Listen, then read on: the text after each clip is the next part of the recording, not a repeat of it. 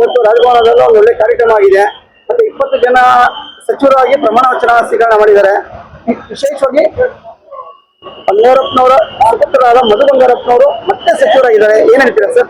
ಅದು ಅತ್ಯಂತ ಸಂತೋಷ ಆಗಿದೆ. ಅವರು ಎಜುಕೇಶನ್ ಮಿನಿಸ್ಟರ್ ಆಗಿ ದೊಡ್ಡ ಸಾಧನೆ ಮಾಡಿದ್ರು. ಮತ್ತೊಮ್ಮೆ ಸಾಧನೆ ಮಾಡಲಿ ಅನ್ನೋ ಆಸೆ ಇದೆ.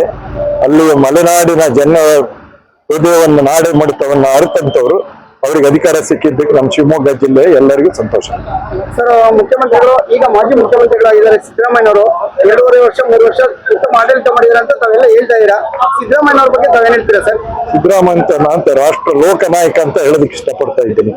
ಬಡವರ, ಹಿಂದುಳಿದ ಎಲ್ಲ ದಲಿತ ವರ್ಗಗಳ ಹೃದಯವನ್ನ ಗೆದ್ದಂತ ಧೀಮಂತ ನಾಯಕ ಈ ರಾಜ್ಯದಲ್ಲಿದ್ರೆ ಸಿದ್ದರಾಮಯ್ಯನವರು ಮಾತ್ರ.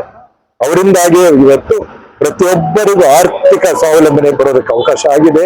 ಆದ್ರಿಂದ ನಾವೆಲ್ಲ ಹಳ್ಳಿ ಭಾಗದಿಂದ ಬಂದಿರ್ತಕ್ಕಂಥವ್ರು, ಹಳ್ಳಿಯ ಪ್ರತಿಯೊಬ್ಬರು ಅವ್ರನ್ನ ನೆನೆಸ್ತಾರೆ, ಕಾಂಗ್ರೆಸ್ ಅನ್ನು ನೆನೆಸ್ತಾರೆ. ಈಗ ಡಿ.ಕೆ. ಶಿವಕುಮಾರ್ ಅದನ್ನು ಮುಂದುವರ್ಸ್ಕೊಂಡು ಹೋಗ್ತಾರೆ ಅಂತ ನಂಬಿಕೆ ನನಗಿದೆ. ಅವ್ರಿಗೂ ದಿಟ್ಟ ನಾಯಕತ್ವ.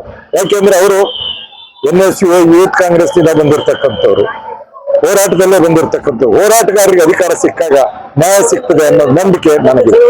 ಒಂದೇ ಒಂದು ವಿಚಾರ, ಈಗ ಸಚಿವ ಸ್ಥಾನ ಹೊಡೆಯೋದು ಬಹಳ ಸಂತೋಷ ಇದೆ. ಬಹಳಷ್ಟು ಹಿರಿಯರು ಸರ್ ಅವ್ರಿಗೆ ಸಚಿವ ಸ್ಥಾನ ಸಿಗ್ಬೇಕು ಅಂತ ಇನ್ನೇ ಇತ್ತು. ಆ ಕಡೆ ಮೂಮೆಂಟ್ ಅಲ್ಲಿ ಅವ್ರಿಗೆ ಸಚಿವ ಸ್ಥಾನ ಸಿಕ್ಕಿಲ್ಲ. ಅವ್ರು ಬಹಳಷ್ಟು ನಿರಾಸೆಯಲ್ಲಿದ್ದಾರೆ. ಅವ್ರ ಬಗ್ಗೆ ಏನ್ ಹೇಳ್ತೀರಾ ಸರ್? ರಾಜೀವ್ ಗಾಂಧಿನೂ ಆ ಕಾಲದಲ್ಲಿ ಒಂದು ದೀಪ ನಿಲುವಂತ ಹೊಂದಿದ್ರು.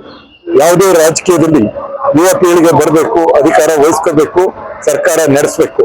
ಅದರ ಪ್ರತಿಫಲವಾಗಿ ಇವತ್ತು ಡಿ.ಕೆ. ಶಿವಕುಮಾರ್ ಅವರು ಮುಖ್ಯಮಂತ್ರಿ ಆಗಿದ್ದಾರೆ. ಅದೇ ರೀತಿಯಾಗಿ ನಮ್ಮ ರಾಹುಲ್ ಗಾಂಧಿ ಅವರು ದಿಟ್ಟ ಹೆಜ್ಜೆ ಇಟ್ಟಿದ್ದಾರೆ.